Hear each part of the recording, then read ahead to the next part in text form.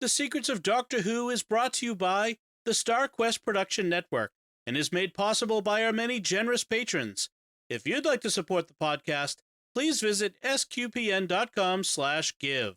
You're listening to The Secrets of Doctor Who, episode 247. One day, I shall come back. That's it. I've been renewed. Is when a Time Lord's body wears out, he regenerates. I'm a Time Lord. I'm not a human being. I walk in eternity. Bravehearty. Change, my dear, and it seems not a moment too soon. Unlimited rice pudding. Position healers. Wearing a bit thin. Fantastic. I am Scottish. I can complain about things. Ooh. She'll be fine. Hi, I'm Dom Bettinelli, and you're listening to The Secrets of Doctor Who, where we discuss everything about the hit BBC series, Doctor Who. And today we're discussing the first Doctor story, The Crusade. And joining me today on the panel are Father Cory Stika. Hi, Father Cory. How's it going, Dom?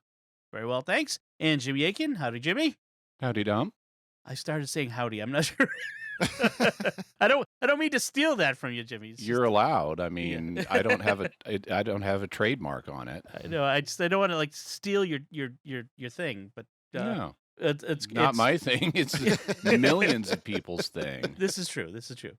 Folks, follow The Secrets of Doctor Who in Apple Podcasts, Google Podcasts, Spotify, Stitcher, TuneIn, everywhere you get podcasts, even in your favorite podcast app or at the SQPN YouTube channel, where you should also make sure to hit the bell to get notifications. I do want to tell you to stick around to the end of the episode because we have some listener feedback we want to share and respond to.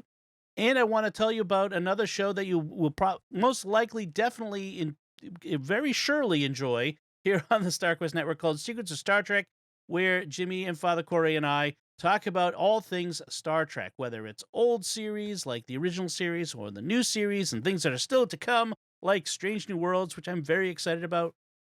Definitely check it out. It's at Secrets of Star Trek, sqpn.com/Star Trek, or wherever you find podcasts. But today we're talking about The Crusade, this Doctor Who story from 1965. Jimmy, can you give us a recap of what happens in Crusade? Yeah, it's the year AD 1191, and the TARDIS crew blunders into the Third Crusade, which is being fought between Richard the Lionhearted and the Saracen leader Saladin.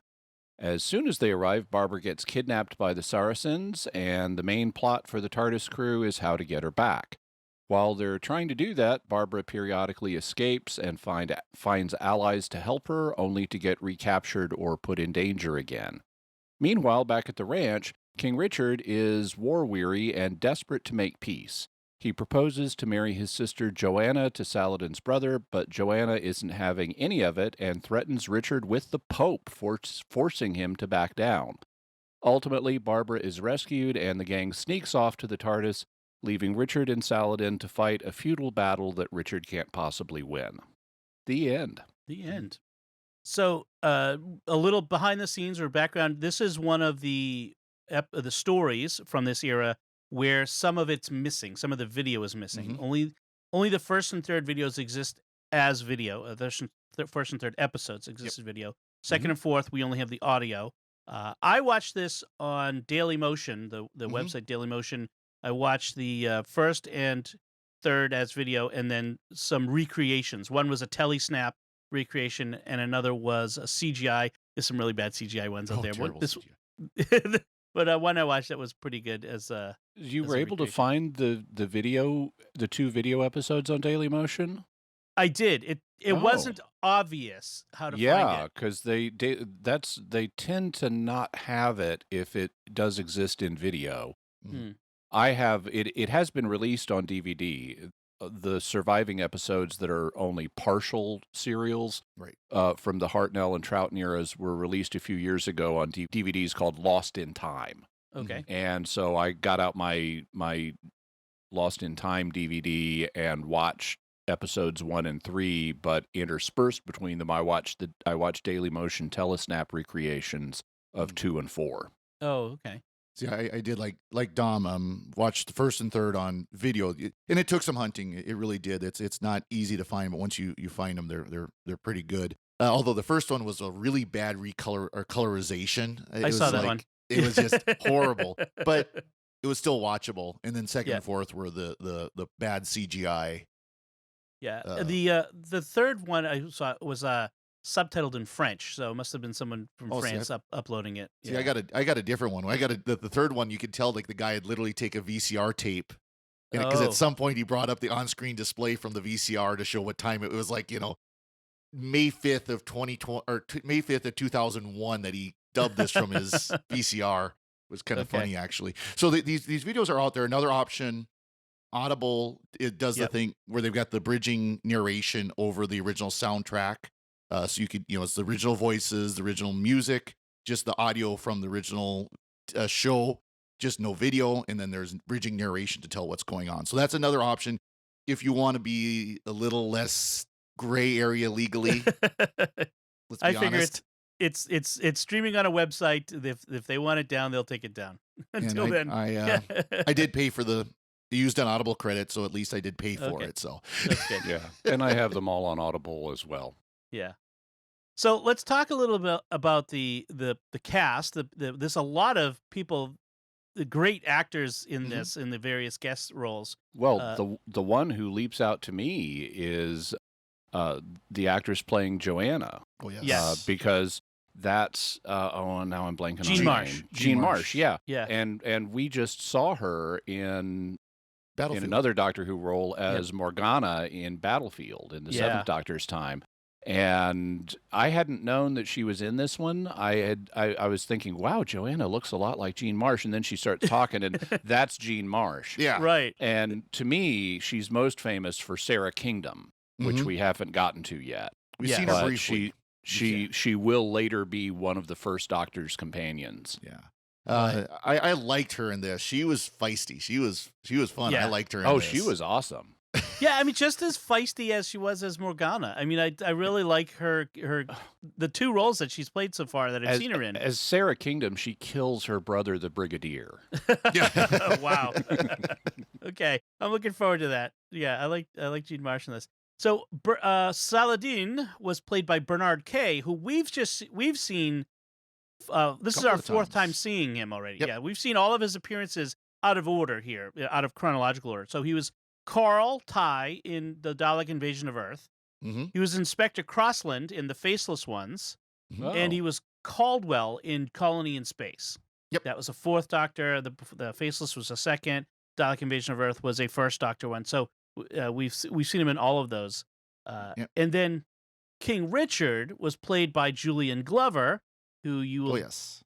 best known as General Veers in Empire Strikes Back. Is always comes back to Star Wars for me. And he also played William Donovan in Indiana Jones and the Last Crusade. Mhm. The Nazi sympathizing American who chose poorly, Yeah. as the Gladiator says, or I mean the Crusader says in that one. So a great cast. I really enjoyed all of the guest acting in this was really good. I thought Julian Glover as King Richard was really interesting, complex character. Yeah. I liked it. Well, I thought that both of Saladin and King Richard. Mhm.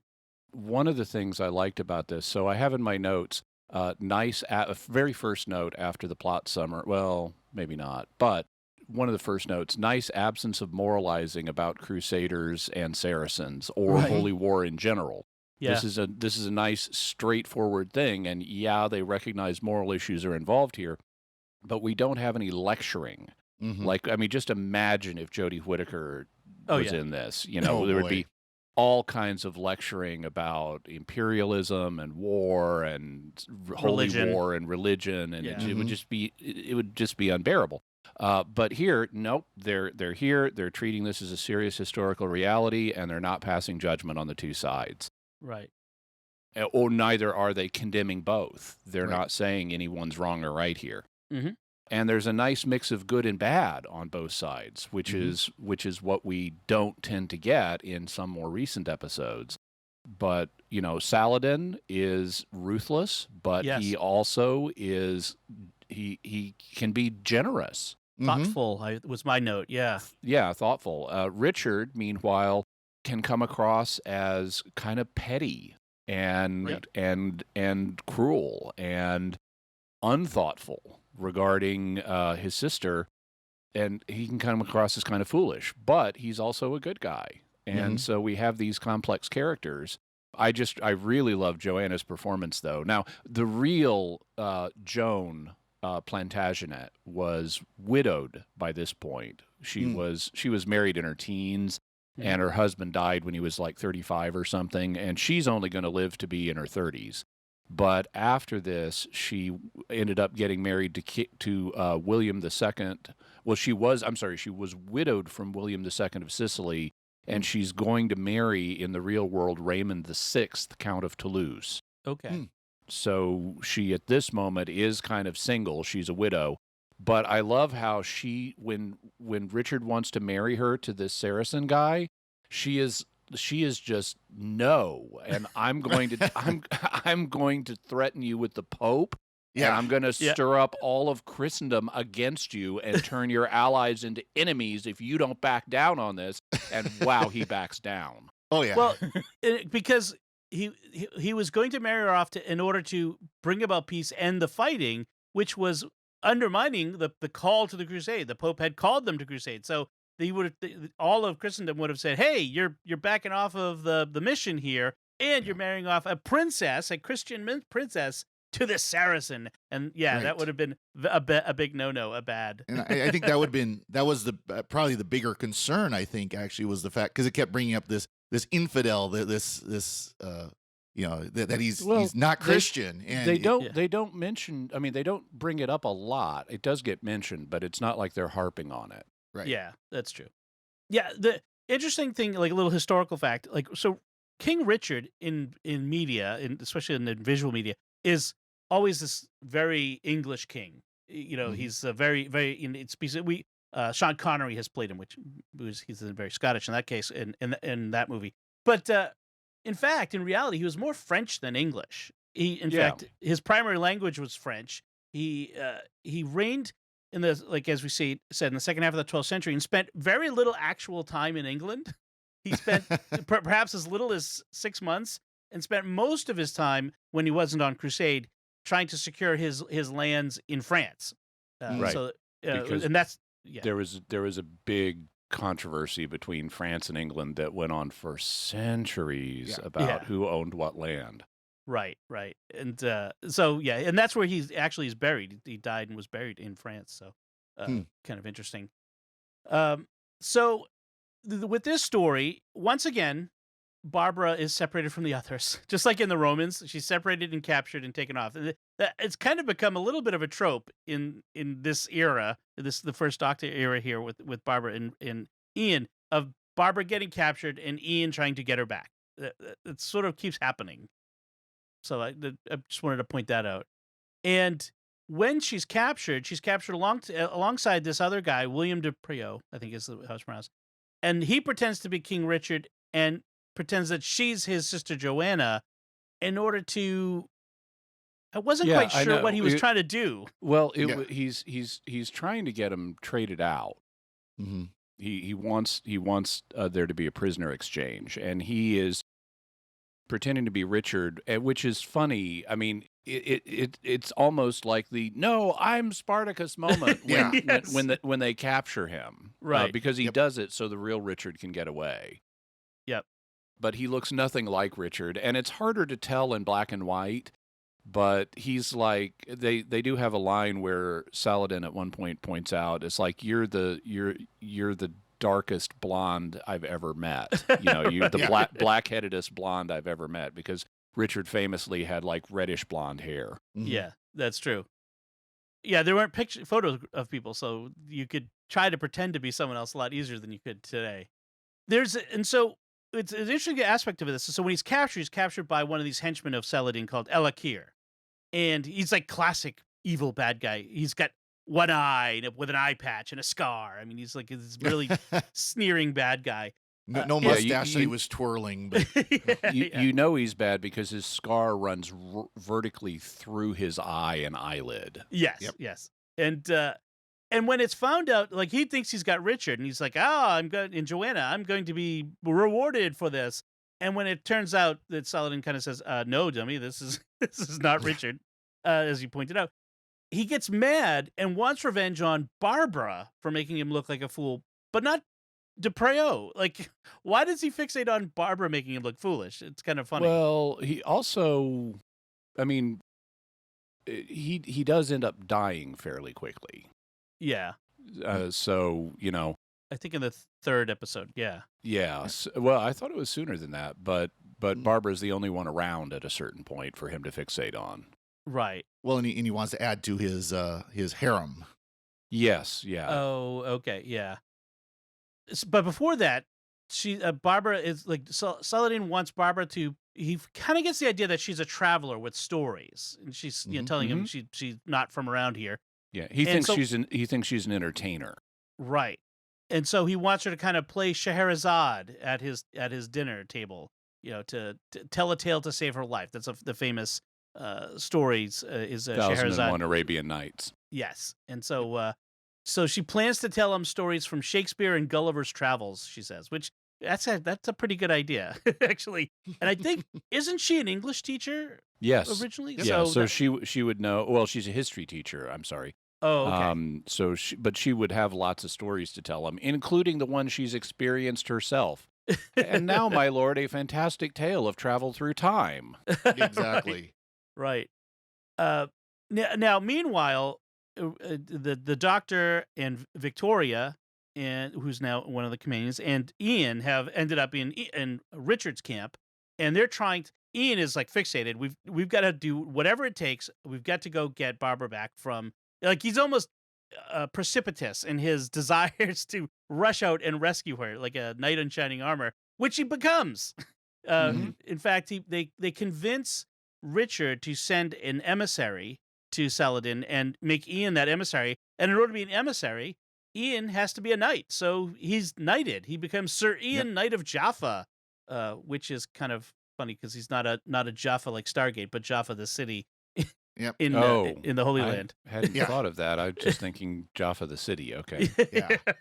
I've been watching a lot of Stargate lately. I kind of chuckled when the doctors said, "Well, I would like to have been knighted too." Something like I would like to have been knighted too. Well, he eventually was in Tooth and Claw as the 11th Doctor before he was banished by Queen Victoria.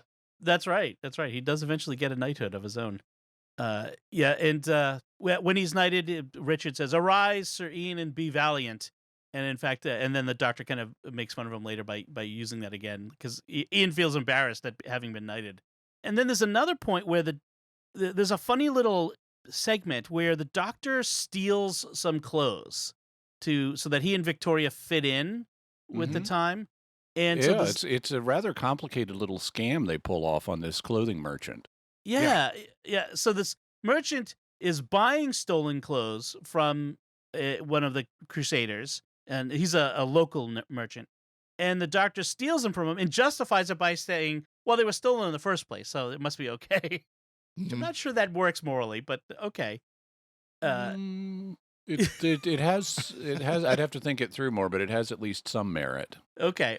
I mean, if this guy is illegally possessing these as well, if I have a need for these clothes and he is illegally possessing them, he may as well not enjoy the benefits of his illegal purchase of them. Okay. Well, the funny thing is that the clothes were stolen from the Chamberlain, which is the king's right-hand man, and the quartermaster. Yep. Yeah, and so they end up in the presence of the Chamberlain, who recognizes his own clothes that have been missing. And the Doctor kind of neatly gets out of this accusation that he stole these clothes by kind of turning the whole thing around. He gets... it's a kind of, because the merchant is there too, and it's like, well, if I stole them from you, I couldn't have stole them from you, and if I stole them from you, I couldn't have stole them from you. Right. And it turns out the guy that's stealing him is kind of the big tough guy in the castle who happens to walk in at that moment. It's like he's the one who's actually stole him. Right. And the nice thing is he gets the merchant off the hook for being, receiving stolen goods, that sort of thing. and gets in his good graces, which will help him out later. And in fact, they get some other nice clothes from him because he's got him in with Richard, and now he will provide, selling nice clothes to the king's court or whatever. So Vicky has to pretend to be a boy at first. It's an interesting idea. I don't know, has to, but does. Yeah, the doctor decides that she needs to pretend to be a boy, like a page boy, because she's actually got a page boy haircut. Right. And I guess because it's two armies, it's dangerous for a young woman. Yeah, and not just in uniquely womanish ways, it's dangerous. Right. Although they don't go into that because it's a kid show. Yes, and it's 1965. We don't talk about that. But Joanna finds out. She's smart enough to figure out that Vicky is not a boy, and she insists on dressing her up as a girl in female finery. And offers her protection. Mm-hmm. Yes. I like the Chamberlain's line when she tells him to get her the proper clothing. And the Chamberlain's, a girl dressed as a boy? Is nothing understandable these days? Yeah, I know. That's great little meta comment there. Yeah. Exactly. That is an evergreen line. By the way, I had in my notes, when the doctor steals the clothes, I have his old criminality coming out. Yeah. Because he's been committing criminal acts since the very first episode when he kidnapped Ian and Barbara. So That's true. That's true. And even before, by stealing the TARDIS. yeah, stealing a few clothes and chuckling about it is right in his nature. Yeah. And he definitely gets has a lot of fun with kind of the politics and the intrigue and little things like this. He gets kind of sprightly at times, Yes, he does. He enjoys. It's not quite like with, say, the 11th Doctor. But he really does enjoy the intrigue, getting in things like with the Romans and Nero. He had so much fun, like playing with Nero then, and you can see he's having fun, sort of playing the intrigue with Richard as well. It's kind of interesting to see him in this case. Vicky, at one point, has this conversation with the doctor where she thinks that he's trying to leave her behind. She's feeling insecure in her position in the TARDIS because the TARDIS is her only home now, and she's afraid the doctor will see her as a problem and abandon her. And she's from significantly in the future and doesn't have any family. And I was pleased that she knows what the Holy Land is, because as soon as they say, "Oh, we're in this Crusade environment," it's like, "Oh, you mean we're in the Holy Land?" Yes. And so that was nice to see. But yeah, she is concerned about are you going to ditch me here in the smelly 1190s? Yeah. Right. And by this point, the doctor has only left behind one companion. This has not been his pattern yet. It was her predecessor, and and she and that companion Susan got left behind against her will. Yep. Yes. But it's interesting that the pattern had not been set yet, but this does become his pattern, where he does begin to leave people behind a bit. Some people, usually not against their will. True. That's true. Once in a while. And he usually tries to find someplace that's more suitable to them. Like when Ian and Barbara leave, they leave it a time and place that's suitable for them. Okay. Yeah, they get back home. Yeah. A couple of years after they left, but fitting the number of years they traveled. So and Vicky is actually going to be the first of our romantic departures. Although, was Barbara a romantic departure? No, because she and not Barbara. Susan. Susan. Well, yeah, but Susan was fell in love with the guy and the doctor ditched her because of that. But it's more like the I've fallen in love, so I've decided to stop traveling thing. Oh, okay. The Sabalon Glitz problem. Yeah, only better played. Right. Yeah. Actually, Vicky is going to end up under another name with a prominent role in Greek folklore. Oh, cool. I'll look forward to that. So Barbara, who she never gets to play Scheherazade at Saladin's table because Elakir hatches a plot. They failed on the Chekhov's 1001 Arabian Nights. I know. That would have been interesting. So this Italian merchant shows up out of nowhere and fades quickly, but he ends up facilitating the theft of Barbara. That's basically what it does for Elakir, and hands her over to him. He gets his comeuppance, the merchant. I was disappointed though. He looked more like Mario than Luigi. Yes. And so Elakir takes her to his palace, takes Barbara, where she gets rescued by this fellow named Haroun, whose wife and son were killed by Elakir when he was away, in order to capture one of his daughters and take her to his harem. And he is a really interesting character. I mean, he's got this revenge motive for Elakir. He's sworn to kill him because of the death of his wife and son. And then he's got two daughters, one of which Elakir has put into his harem, and the other of whom is still at home that he's taking care of. And Haroun is he's very streetwise. He's able to, by his knowledge of the streets, he's able to defeat two of Elakir's soldiers in order to rescue Barbara. He brings Barbara home. He is having, he's hiding her from Elakir and his soldiers. He's going to feed her and everything like that. And then when he needs to go back out into the street, he puts Barbara in charge of his young daughter, Sophia, and gives her Chekhov's knife and tells her, here's this knife. If the soldiers come, hide from them. But if they search, they will find you. So first kill my daughter and then kill yourself. Right. Because that will be better than being captured. Yeah. And then, of course, they don't do that, but they come close to doing it. I mean, that starts to play out, and it's really dramatic. With Barbara has this knife, and what is she going to do? Right. She does have a line where she says, no, life is more important than this. Life is better than this.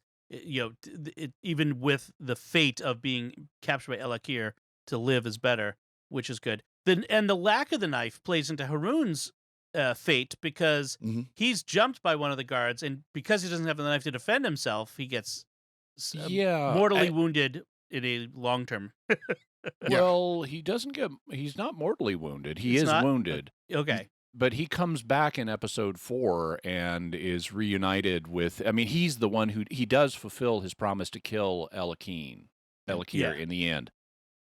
And he gets reunited with both of his daughters as a result. Right. But but this was confusing, because the way he gets injured by the soldier, he's knocked out, and it looked to me like he was stabbed in the stomach by the soldier. And so I thought he was dead.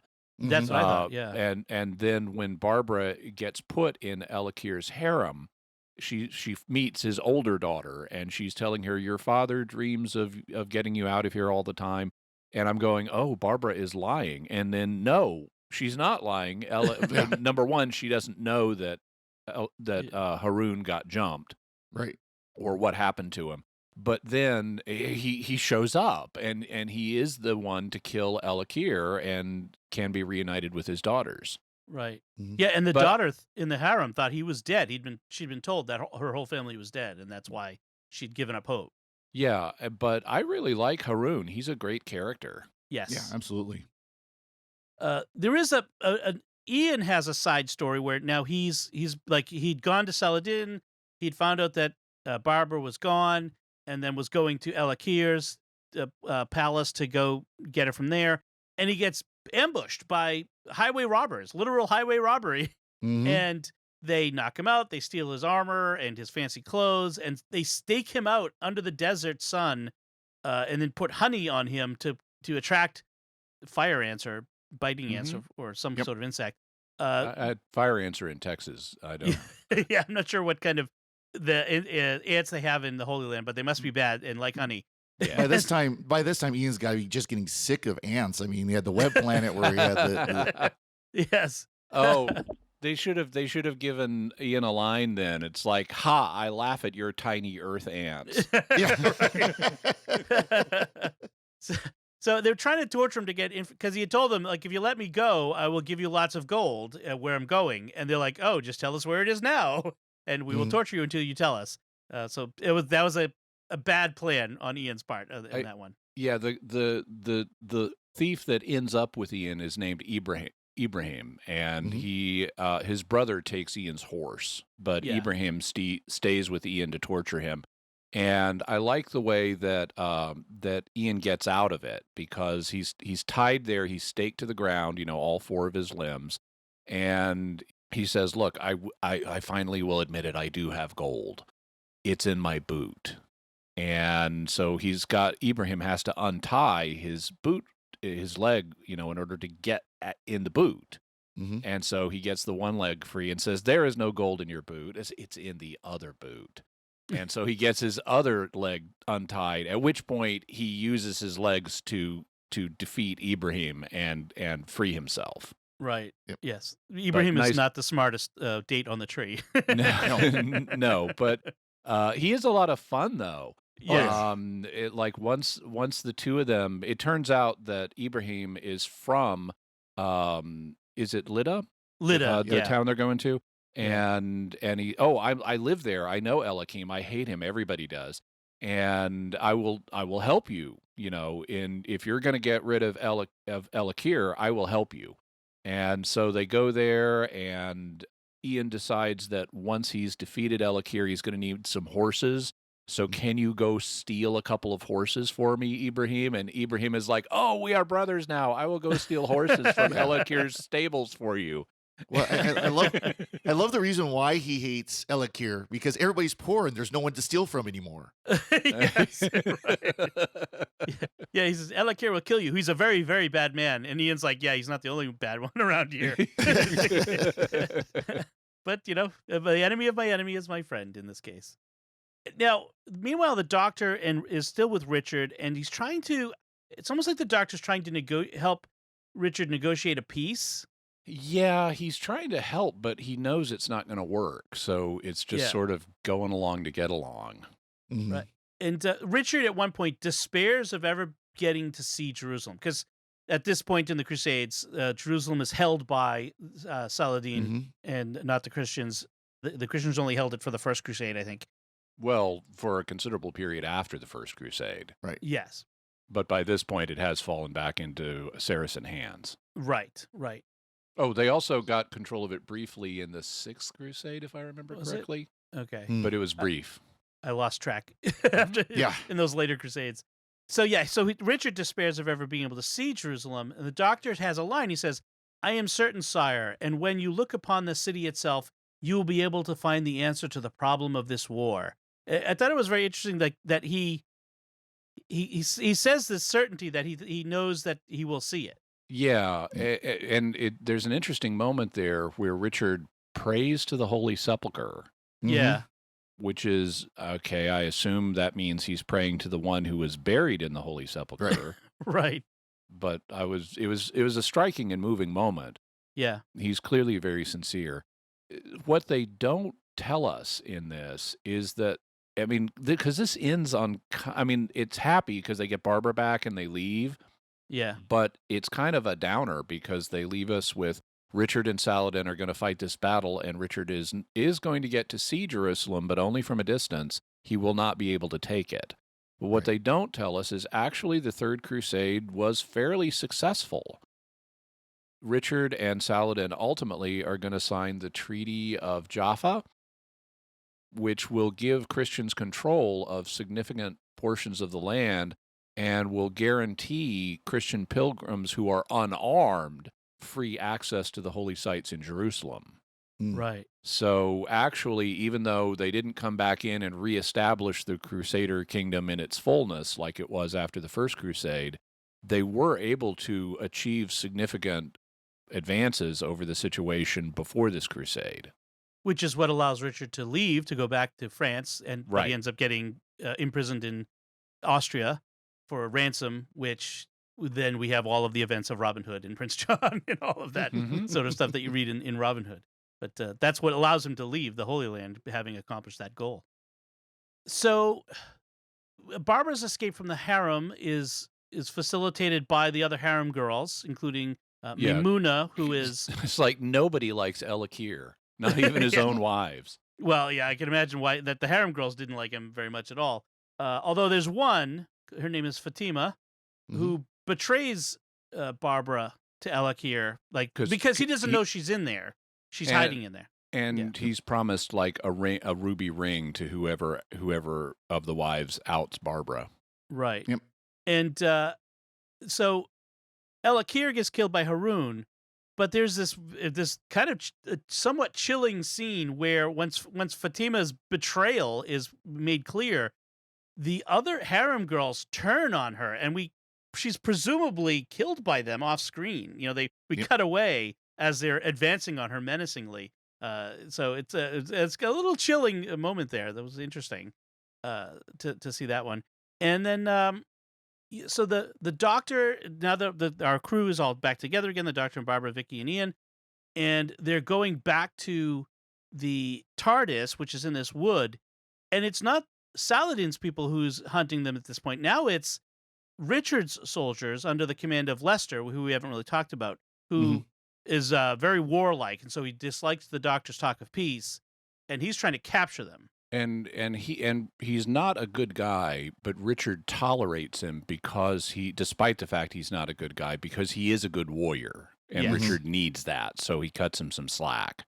Right. But he's taken a dislike to the doctor and Vicky or Victoria, and he thinks they're like spies for the Saracens. Right. And so he's coming after them, and he's pursuing them to the TARDIS. Now, it's interesting. The Doctor and Vicky just head for the TARDIS. There's even a moment where, Vicky turns to the Doctor and says, in Richard's court, and says, "Are we gonna just get on the TARDIS?" And he says, "As fast as our legs can carry us." And it's like, okay, you why aren't you discussing Ian and Barbara? Right. Why? Could we have a little, and we'll wait for them at the TARDIS until Ian and Barbara get back? Right. But they're sneaking off to the TARDIS, and Lester catches them. And at that point, Ian shows up, and Barbara has been freed at this point, so she's kind of headed to the TARDIS by the back way. But Ian shows up and says, "Oh, I'm here to kill the Doctor and Vicky. I have an even greater claim because they got a bunch of my men killed."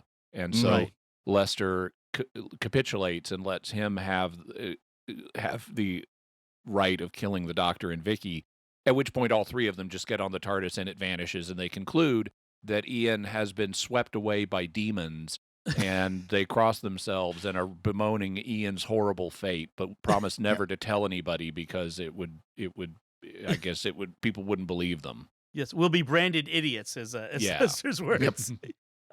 So, and then we finish in the TARDIS control room where Ian threatens any more cracks about knighthood, and I'll carry out that execution. He says, good naturedly, of course. And that's when the Doctor says, "Well, my dear boy, I must say, I think you've earned a good night's sleep," which is I appreciate that pun. And that's we wrap up. Well, there is a serious moment because something weird starts happening on the TARDIS, and all of the people freeze. Right. And this sets us up for the next episode, the Space Museum. Okay. And that will be our next story.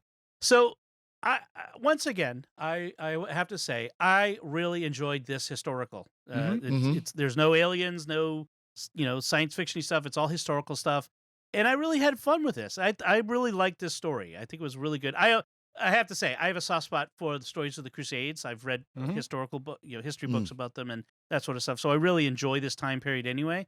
So I really enjoy this. I think it was a good story. I liked the Doctor in it. I liked Ian in it. Everybody, and of course the guest acting was superb as well. But what did you guys think, Father Cory? No, I agree completely. It was a lot of fun. It was well done, and because it was only a 4-parter, there wasn't a lot. There was some, but there wasn't a lot of the running around corridors. It was relatively tight plot all in all. Yeah. So I kind of enjoyed it. So I enjoyed it as well. It's just a good basic adventure story. It's nothing fancy, but it's competently done. The author is David Whitaker, and he has written a bunch of Doctor Who stories, most of which at this point we have seen.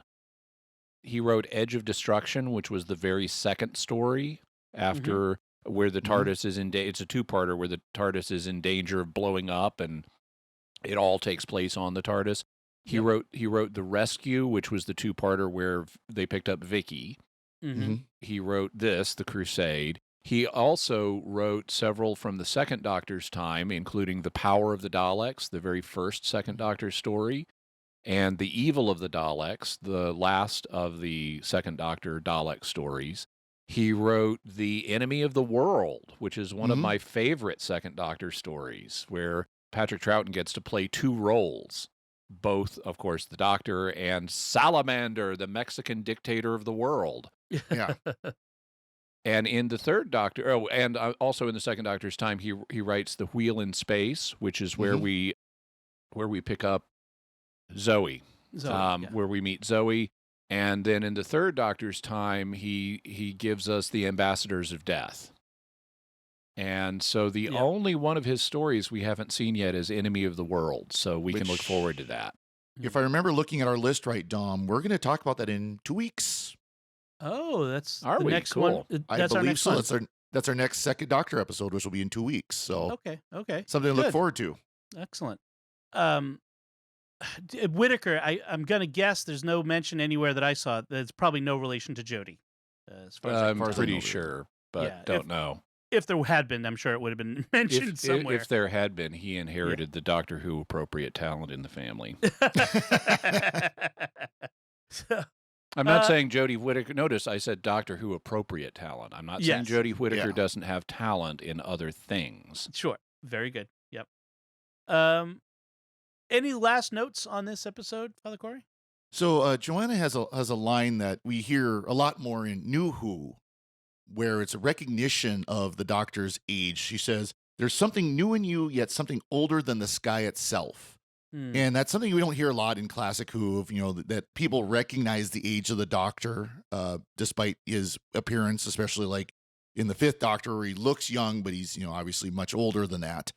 That's something that they really play with a lot in New Who, though, almost to the point of getting kind of sickening, to be honest. Yeah, it becomes kind of a trope and cliche. Jimmy, any I don't mind it once a season, but every episode it would be a little much. I liked the fact that Saladin recognized the marriage to Joanna as a desperate peace proposal. That he understood what Richard was trying to do with it, and he was open to it. He wasn't sure if it would happen. He thought it could be a trick, but Saladin is genuinely open to making peace with Richard through this marriage. But he knows it's either going to be a wedding or a battle. Right. And he's okay with either one of those. So I liked his insightfulness into the situation and his openness to what Richard was proposing. And I have in my notes that Saladin at times has these kind of serious moments, and it's broader than Saladin, but there are these very serious moments that are not like hyper dramatic threat moments like you would see in modern Who, but it's just there are these moments to reflect on the seriousness of the situation we're in, and this is kind of grim. And I like that we have those. It's a realistic feeling that you don't get a lot in modern Who. Right. Yeah, just contrast this with, say, the Witchfinders in King James and that one. Yeah. It's a bit over the top. It's sometimes played for comedic effect. This was a little more serious, dramatic story, taking it seriously. So I like that. All right, I think that does it for our discussion of The Crusade. As promised, we have a little bit of feedback. We got an email from Scott Shields on our recent episode 242 on The Power of Three, that 11th Doctor story. And Scott writes, "So the title of the episode has a double meaning. The first is that it just refers to the Doctor, Amy, and Rory. But the other is that when you raise a number to the third power, you cube it, and cubes were an important part of the episode. My question is, do other languages use the same word to refer to raising a number to the third power and the shape?" And I think he means cube in that case. Oh, So, any ideas? What is Nothing here. I don't know. Why are you guys looking at me? Jimmy always has the answers. Come on. I'm a linguist, not a language speaker. And there is a difference. Oh, yes. Well, the French word for cube is cube. Okay, so yes. the numbers will be referred to by the language cubed numbers will be referred to by the language equivalent terms in other languages. Mm-hmm. And that's because of the reason they're called cubes is related to how we got these numbers in the first place. Because it was realized if you arranged let's say if you arranged 2 rows of 2 elements each, it would form a square. And so 4 is a square number. And if you arrange, let's say you're doing it with pebbles, and if you arranged 3 rows of 3 pebbles each, it would give you 9 pebbles. So 9 is a square number. And the ancients were very aware of this geometrical effect. And it wasn't just limited to square numbers. There were triangular numbers. There were rectangular numbers. You can do this with multiple different geometric shapes. And they realized you don't have to confine yourself to 2 dimensions. You can go into a third. So the three-dimensional equivalent of a square number is a cubic number. And so because these numbers go all the way back to the ancient Greeks, these different geometrical type numbers go all the way back to the ancient Greeks, they will be referred to or will tend to be referred to by these geometrical names like square, triangular, cubic, rectangular in modern languages. Okay. It's Interestingly, so 666, the number of the beast, that's a triangular number. And if you double it, the double of a triangular number is a rectangular number. And so you double 666, you get 1332. And if you look in some of the apocryphal literature around the New Testament, you find the beast also linked to the number 1332, which shows that the ancients were very well aware of, like, okay, this is a triangular number, this is a rectangular number, and so we can make these points about the beast using this geometric number symbology. interesting. Very Okay. interesting. And if you want to learn more about the number of the beast, 666, there's an episode of Jimmy Akin's Mysterious World on that. So- Yeah. And of course, I knew you would know that, Jimmy. Thank you. And thank you, Scott, for your email. We love to get email. So we want to take a moment before we wrap up to thank our patrons who make it possible for us to create the Secrets of Doctor Who, including John N., Andrea L., Laura R., Mike M., and Ben and Susie S.